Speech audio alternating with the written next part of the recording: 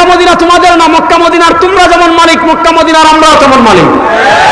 Mecca Medina সারা দুনিয়ার মুসলমানদের। তুই বেটা বিষয় তোমার কে আর না কে? মক্কা মদিনার মালিক তোদের মতো দাজ্জাল হতে পারে না। পৃথিবীর যারা প্রকৃত ঈমানদার তারাই মক্কা মদিনার প্রকৃত মালিক। সারা দুনিয়া ব্যাপী একটা মিশন ছড়িয়ে দিয়েছে। সেই মিশন কি?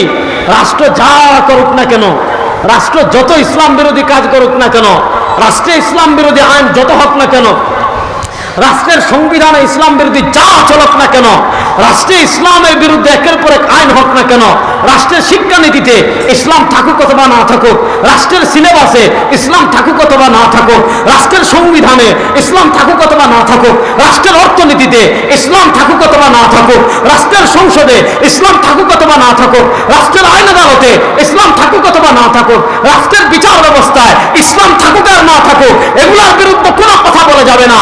চুপ থাকবা, শুধু মাথায় ঘুমটা দিয়ে সহিহ হাদিসে আল্লাহ আরশে না জমিনে এটা নিয়ে কথা বলবি। তারাবির নামাজ 8 রাকাত না 20 রাকাত এটা নিয়ে কথা বলবি। হ্যাঁ, তারাবির নামাজ 8 রাকাত নিয়ে 20 রাকাত ওইটা নিয়ে আলোচনা গুরুত্বপূর্ণ, আমরা করি। কিন্তু সবচেয়ে বড় বিষয় হলো রাষ্ট্রে ইসলাম বিরোধী যত আইন হবে সবার বিরুদ্ধে আমাদের প্রতিবাদ চলতে চলবে।